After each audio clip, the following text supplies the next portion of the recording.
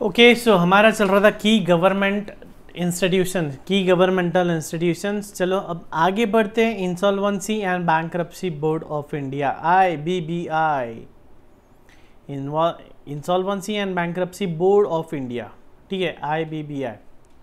एक brief introduction दे देता हूँ इसका।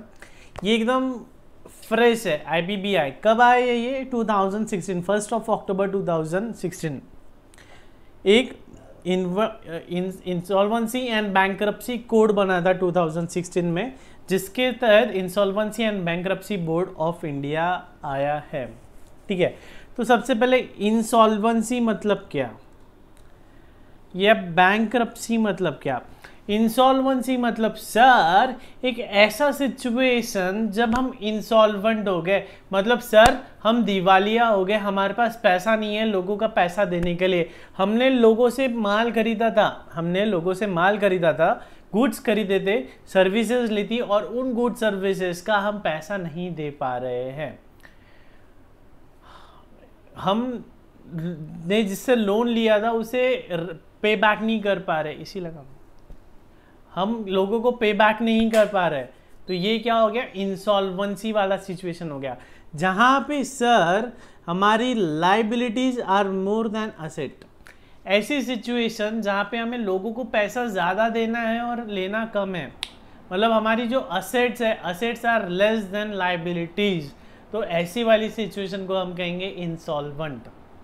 ठीक है, बैंक्रप्सी मतलब सर हमने बैंक से लोन लिया था और हम वो लोन नहीं दे पा रहे। विज्जू भाई मान लिया, नीरव भाई मोदी, अनिल भाई अंबानी, है ना, ये क्या है? बैंक्रप्सी वाली सिचुएशन है। ये बैंक से पैसा लिया था लेकिन लौटा नहीं पा रहे, इंसॉल्वेंसी एंड बैंक्रप्सी। अब क्योंकि बिजनेस हो रहा है, ज़रूरी नहीं है कि बिजनेस हमेशा फ्लरिश करे, ग्रो करे, आसमान को छुए। कभी कभी हमारी डेस्टिनी में लिखा होता है फेलियर, और हमारा बिजनेस उतना फ्लरिश नहीं कर पाता है, बिजनेस हो जाता है फेल। तो ऐसे टाइम पे कंपनी हो जाती है इंसॉल्वेंट या बैंकरप्ट। ठीक है, अब कंपनी के पास असेट है 1000 रुपयों की, लेकिन लाइबिलिटी है सर 1500 रुपयों की। हमें लोगों को पैसा देना है 1500 में कौन है सर? बैंकर्स है, मनी लेंडर्स है जिससे हमने पैसा लिया था, हमारे क्रेडिटर्स है जिनसे हमने माल खरीदा था। ठीक है, ऐसी अलग अलग लाइबिलिटीज़ है। असेट्स में क्या है सर? हमारा प्लांट एंड मशीनरी है, हमारी कार है, फैक्ट्री बिल्डिंग है, कैश है, बैंक बैलेंस है, इन्वेस्टमेंट्स हैं। तो अब मुद्दा ये है, हमें लोगों को देने हैं 1500 करोड़ रुपए, हमारे पास है सिर्फ 1000 करोड़, पूरे 500 करोड़ का शॉर्टफॉल है। चलो शॉर्टफॉल है वो तो समझ सकते हैं, लेकिन हमें क्या देना है? ये 1500 करोड़ के मनी फॉर्म में देना है। लेकिन हमारे पास क्या है? हमारे पास कार है, बंगला है, फैक्ट्री बिल्डिंग है, प्लांट एंड मशीनरी है। तो ये असेट है, ये 1000 करोड़ की असेट 1500 करोड़ के लोगों को कैसे बांटना है, ये डिसाइड करता है insolvency and bankruptcy board of India. जाहिर सी बात है 500 करोड़ का तो नुकसान हुआ है, 500 करोड़ तो कम मिलेंगे, लेकिन किसको कितना कम मिलेगा, किस सीक्वेंस में पेमेंट करनी है। अब एक उदाहरण देता हूँ मैं। हमें लाइबिलिटी है, हमें 10,000 रुपये एक लेबर को पे करना है। ठीक है, एक डेली वेजेस का एक हमारा एम्प्लॉई है, एक पियोन है हमारी कंपनी में या वॉचमैन है, 10,000 रुपये उसकी सैलरी आउटस्टैंडिंग है, और 10,000 रुपये का हमने किसी से रॉ मटेरियल खरीदा था, तो सन्ड्री क्रेडिटर है हमारा। ठीक है, तो पहले किसको पेमेंट करें? पहले लेबर को पेमेंट करें कि पहले इन्हें पेमेंट करें? तो जो सीक्वेंस ऑफ पेमेंट है वो कैसे डिसाइड होती है? Insolvency and bankruptcy board of India के तहत। ठीक है, हमारे बुक में सिर्फ 2 पैराग्राफ है, लेकिन मैंने आपको पूरा एक क्रक्स में बता दिया है क्या है ये। तो होता क्या है, जब कंपनी इंसॉल्वेंट वाली सिचुएशन में आती है, जब लाइबिलिटीज असेट से ज़्यादा बड़ी हो जाती है, जब हमारे पेमेंट्स हम सर्विस नहीं कर पाते, तो ऐसे टाइम पे क्या होता है कि कंपनी को बंद करना ही सही है। लेकिन बंद करने के पहले हम क्या करते हैं, एक मौका और देते हैं कि थोड़ा सा रिस्ट्रक्चरिंग किया जाए, थोड़ा एक प्रॉपर प्लान किया जाए, एक बार और एक मौका दे के देखते हैं, 3 मंथ्स 4 मंथ्स 5 मंथ्स 180 डेज़ का होता है बेसिकली। 180 डेज़ में हम फिर से कंपनी को रिवाइव करने की कोशिश करते हैं, हुई तो ठीक, नहीं तो फिर हम कंपनी को बंद किस तरह से करेंगे, असेट्स कैसे लिक्विडेट करेंगे, इसकी एक प्रोसीजर होती है जो होती है insolvency and bankruptcy board of India के तहत। ठीक है, अब इसमें बहुत सारे लोग इन्वॉल्व होते हैं, जैसे कि एक होता है sir insolvency professional. Insolvency professional मतलब आप प्यारी प्यारी चिंटिया, प्यारी प्यारी बिट्टिया, आप कंपनी सेक्रेटरीज, आप हो सकते हो इंसॉल्वेंसी प्रोफेशनल। आपका काम होता है कि असेट्स की लिस्ट बनाना, लाइबिलिटीज़ की लिस्ट बनाना, कितना किससे लेना है, कितना किसको देना है, कैसे बेचना है, कहाँ ऑक्शन करना है। ठीक है, फिर वैसे ही आईपीए एक एजेंसीज होती है। इंफॉर्मेशन यूटिलिटीज़ एक इंफॉर्मेशन यूटिलिटी होती है जहाँ पे अब हमने बोल दिया कि सर एक्स लिमिटेड इंसॉल्वेंट होने जा रही है, तो हम डिक्लेयर करेंगे, हम मतलब इंसॉल्वेंसी प्रोफेशनल डिक्लेयर करेगा कि जिस किसी को एक्स लिमिटेड से पैसा लेना है, अब जाहिर सी बात है एक्स लिमिटेड तो बताएंगे नहीं कि मुझे इसे भी पैसा देना है, उसे भी पैसा देना है, उसे भी पैसा देना है, तो हम डिक्लेयर करते हैं, न्यूज़पेपर में छपवाते हैं कि जिस किसी को एक्स लिमिटेड से पैसा लेना है वो 15 तारीख या 25 तारीख के पहले पहले हमसे संपर्क करें, हमें पूरे डिटेल्स दें कि आपको किस चीज़ के पैसे लेना है, आपने क्या सर्विसेज दी थी या आपने क्या गुड्स सेल किए थे। ठीक है, तो ये इन सारी चीज़ का एक डेटाबेस बनता है जिसे कहते हैं इंफॉर्मेशन यूटिलिटीज़। तो this was all about insolvency and bankruptcy board of India. छोटा सा है, 2 ही पैराग्राफ है, पढ़ लेना है ये आपको। ठीक है, अब पढ़ते sir very very very important national company law tribunal. यही है हम कंपनी सेक्रेटरीज की रोजी रोटी, national company law tribunal. Company secretary हमारे तो सर नाम में ही कंपनी है, तो कंपनी से रिलेटेड जो भी मैटर्स होने वाले हैं वो उसमें हमारा इंटरेस्ट रहेगा। अब एनसीएलटी क्या करता है? NCLT national company law tribunal, हमने पढ़ा था सर कंपनी को बहुत सारे लॉज को फॉलो करना होता है। कंपनीज एक्ट 2013, कॉम्पिटिशन एक्ट 2002 है ना, एंटी मनी लॉन्ड्रिंग एक्ट, बहुत सारे एक्ट्स को हमें फॉलो करना होता है। ठीक है, अब इन लॉज को हम फॉलो कर रहे हैं तो बहुत अच्छी बात है, अगर नहीं कर रहे हैं तो जो हमारे अगेंस्ट एक्शन होगा या कुछ भी डिस्प्यूट्स हो रहे हैं कंपनीज में, कंपनीज के अंदर डिस्प्यूट्स हो रहे हैं, तो उन्हें रिजॉल्व करने के लिए है नेशनल कंपनी लॉ ट्रिब्यूनल। देखो हमने देखा है जॉली एलएलबी में आखिरी में वो जो जज है, वो जज साहब क्या कहते हैं कि हमारे देश में लाखों करोड़ों केसेस अभी पेंडिंग है, जज का खुद का ही मन नहीं होता है कोर्ट में आने का, आम जनता का क्या मन होगा, है ना, तो हजारों केसेस, लाखों केसेस पेंडिंग पड़े हैं। तो ऐसे में कंपनीज के केसेस जल्दी से सॉल्व हो जाना चाहिए। तो हमारी कंट्री में क्या किया गया, किसी भी पर्टिकुलर कंपनी से रिलेटेड अगर कोई कोई केस चल रहा है, कोई गिले शिकवे है, तो हम हमारे कोर्ट में, नॉर्मल कोर्ट में नहीं जाएंगे, हम जाएंगे एनसीएलटी के पास, हम जाएंगे NCLT national company law tribunal के पास। तो मतलब कंपनीज एक्ट से रिलेटेड, कंपटीशन एक्ट से रिलेटेड, एलएलपी एक्ट 2008 से रिलेटेड, पार्टनरशिप एक्ट 1932 से रिलेटेड, इन सारे एक्ट से रिलेटेड अगर कोई भी प्रॉब्लम्स हो रहे हैं, कोई भी डिस्प्यूट्स है, तो वो नॉर्मल कोर्ट में रिजॉल्व नहीं होंगे, वो एनसीएलटी में रिजॉल्व होंगे। ठीक है, फिर हमने देखा है कि नॉर्मल डिस्ट्रिक्ट कोर्ट होता है, डिस्ट्रिक्ट कोर्ट ने जजमेंट दिया, हम ना खुश है, हम जाएंगे हाई कोर्ट के पास, हाई कोर्ट ने जजमेंट दिया, हम ना खुश है, हम जाएंगे सुप्रीम कोर्ट के पास, है ना। तो एपेक्स बॉडी क्या है? Supreme court. सुप्रीम कोर्ट के ऊपर भी एक और होता है प्रेसिडेंट का। ठीक है, लेकिन अब एनसीएलटी के केस में क्या है, एनसीएलटी ने वर्डिक्ट दिया, एलसीएलटी ने जजमेंट दिया, हम ना खुश है, हम कहाँ जाएंगे? नेकलेट के पास, NCLAT national company law appellate tribunal, appellate appeal. NCLT ने कोई जजमेंट दिया, हम उससे सेटिस्फाइड नहीं है, तो हम क्या करते हैं, अपील करते हैं, हम ऊपर की अथॉरिटी पे अपील करते हैं। तो ऊपर की अथॉरिटी कौन सी है, national company law appellate tribunal, ठीक है। अच्छा, एनसीएलटी का स्थापन कैसे हुआ, सेक्शन 18 ऑफ 2013, ठीक है। अब ये सारी वही सिंपल सी बातें हैं। क्या बातें हैं कि in the first phase the ministry of corporate affairs MCA जानी पहचानी है, have set up 11 benches. 11 benches मतलब जो बगीचे में होते हैं ना बेंच, वैसे 11 बेंच लगाए गए थे सुनवाई करने के लिए, है ना। 11 बेंचेस मतलब 11 सिटीज में NCLT के ऑफिसेज है, मतलब कोर्ट है। जैसे कि कैंप में हमारा एक कोर्ट है, वैसे NCLT के 11 बेंचेस है। 11 बेंचेस मतलब हमारे कंट्री में 11 सिटीज में NCLT के कोर्ट्स हैं, ठीक है। कहाँ कहाँ है sir, Delhi. Head office principal bench का है दिल्ली में, बाकी के कहाँ हैं, अहमदाबाद, इलाहाबाद, बेंगलोर, चंडीगढ़, चेन्नई, गुवाहाटी, हैदराबाद, कोलकाता, मुंबई, इंडिया, मुंबई, ठीक है।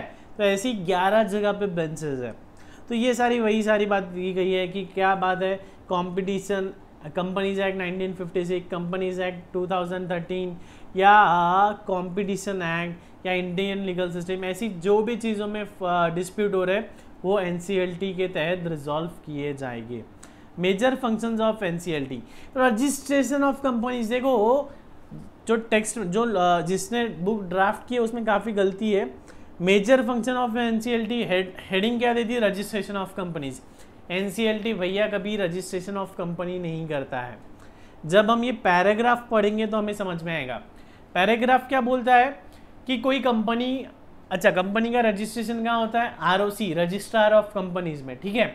अब एक कंपनी रजिस्टर हो गई, अपना बिजनेस स्टार्ट कर दी, लेकिन हमें पता चलता है कि कंपनी जो रजिस्टर हुई है वो गलत है, उसका मेमोरेंडम में कोई गलती है या आर्टिकल्स में कोई गलती है या वो गलती से रजिस्टर की गई है, तो उसका नाम कैंसिल करना है, cancelling the registration of company.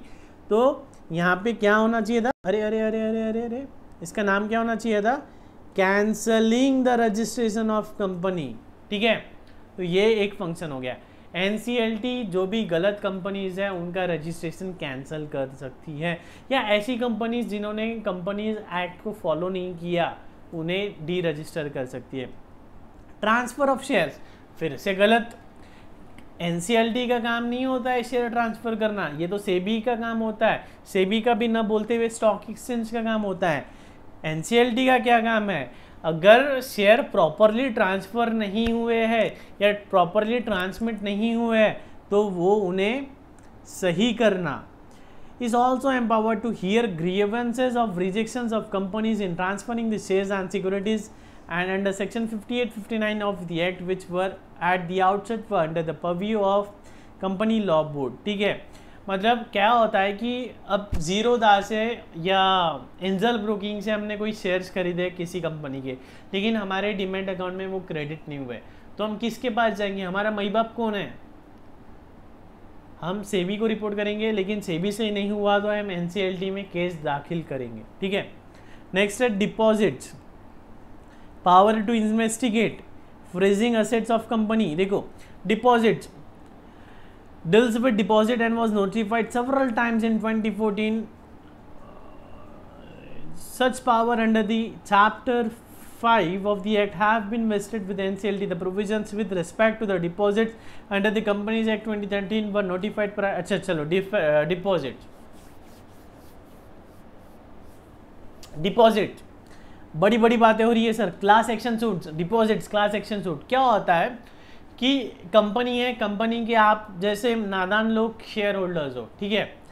अब कंपनी के ओनर कौन है, आप हो, मैं हूँ, जो शेयर होल्डर्स है वो है। कंपनी को कंपनी का काम कौन कर रहा है, डायरेक्टर्स, मैनेजर्स। पैसा किसका है साहब, हमारा पैसा है, हमें दर्द है, लेकिन उस पर आइसक्रीम कौन बुला के खा रहा है, एसी में कौन बैठा है, मर्सिडीज कार किसने लिया है कंपनी के नाम पे, डायरेक्टर्स ने, मैनेजर्स ने। अगर कंपनी के डायरेक्टर्स, कंपनी के मैनेजर्स गलत काम करते हैं कंपनी में तो नुकसान किसका है, आपका और मेरा, शेयर होल्डर्स का। तो ऐसा नहीं होना चाहिए। आप और मैं जिन्होंने कंपनी में पैसा निवेश किया है या जिसने कंपनी को लोन दिया है, हम सब क्या कहलाते हैं? हम सब कहलाते हैं डिपॉजिटर्स। हम सब कहलाते हैं डिपॉजिटर्स, ठीक है। तो डिपॉजिट से रिलेटेड या डिपॉजिटर से रिलेटेड हम अगर ना खुश है, हम कंपनी के एक्शन से ना खुश है, तो हम कहाँ जाएंगे? एनसीएलटी के पास, ठीक है। हम जाएंगे एनसीएलटी के पास। एक ये चीज़ लिखी है इसमें, क्लास एक्शन सूट, सुन लीजिए, समझ में आया तो बहुत अच्छा, नहीं समझ में आया तो और भी अच्छा। फाइनल लेवल की बात है ये क्लास एक्शन सूट।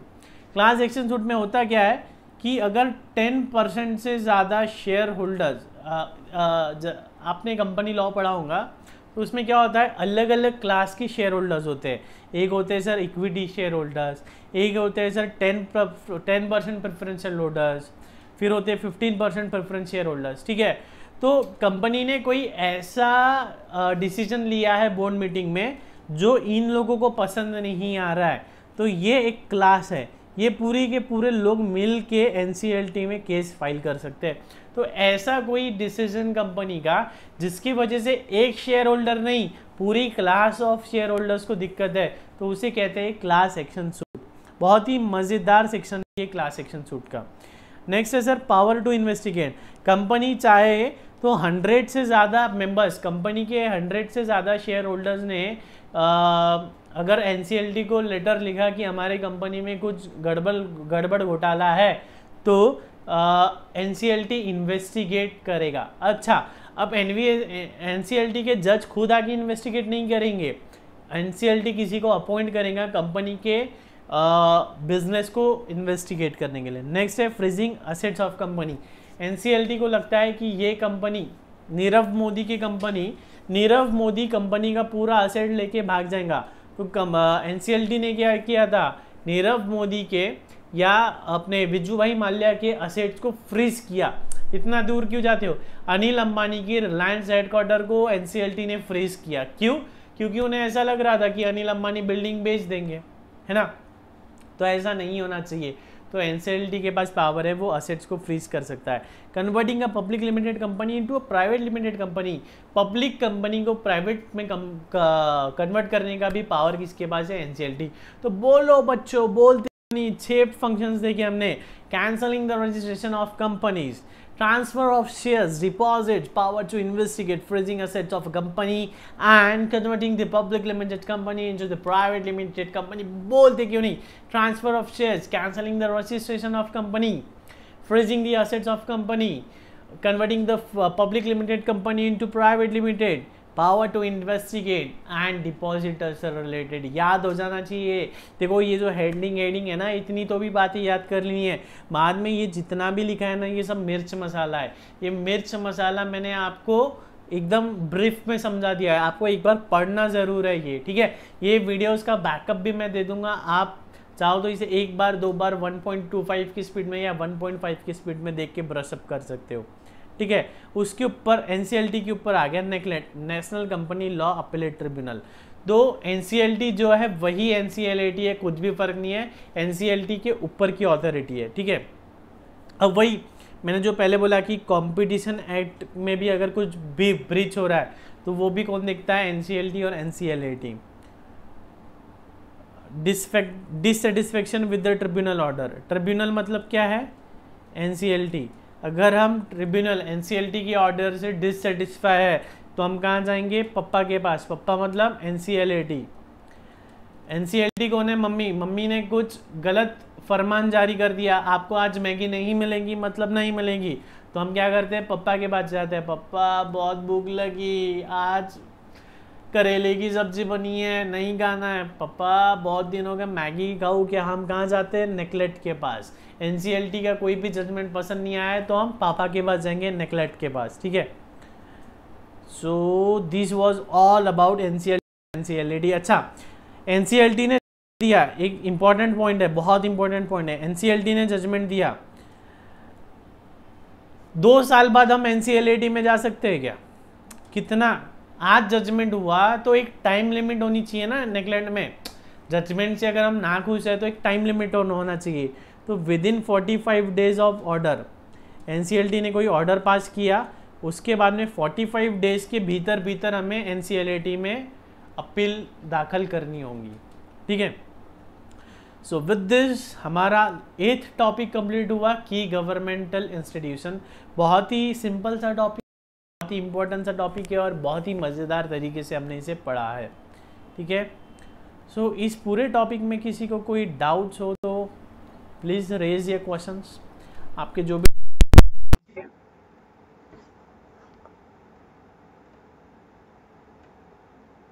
कोई गिले, कोई शिकवे, कोई डाउट्स।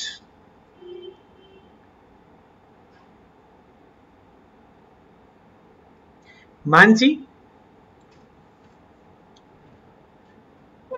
आरबीआई कब इस्टेब्लिश हुआ था?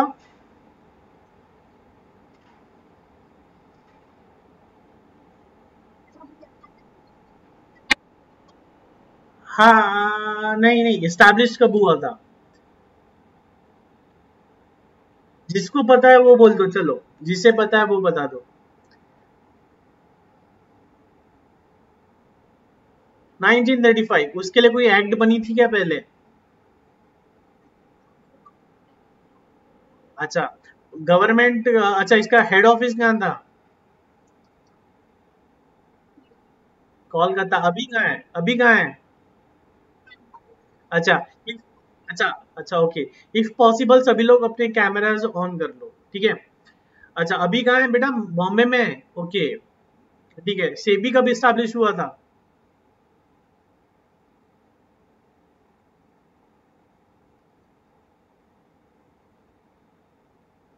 अच्छा, सब मेकअप करने चले गए कि कैमरा ऑन करना है तो?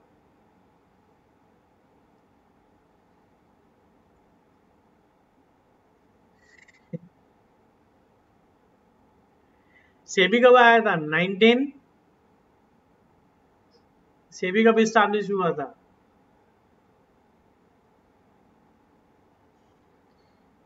1992 में। पढ़ना पड़ेगा आप सबको, पढ़ाई करो, पढ़ाई, एग्जाम को बहुत कम टाइम है। तो आज का सेशन यही एंड करते हैं, और एक 30 मिनट्स व्हाट्सएप चेक कर दे रहना, इफ पॉसिबल अराउंड 7 o'clock हम फिर से मिलके और एक जो टॉपिक है वो कवर करने की कोशिश करेंगे। इफ पॉसिबल मैं अराउंड 7 o'clock ग्रुप पे व्हाट्सएप करूंगा कि नेक्स्ट बैच कब है, कितने बजे, ठीक है। So here I am, CA Ronald Agarwal, signing off. Take care, love you all, bye bye. पढ़ते रहना है, stay tuned, stay healthy, stay blessed. Ding, ding, ding, ding, ding.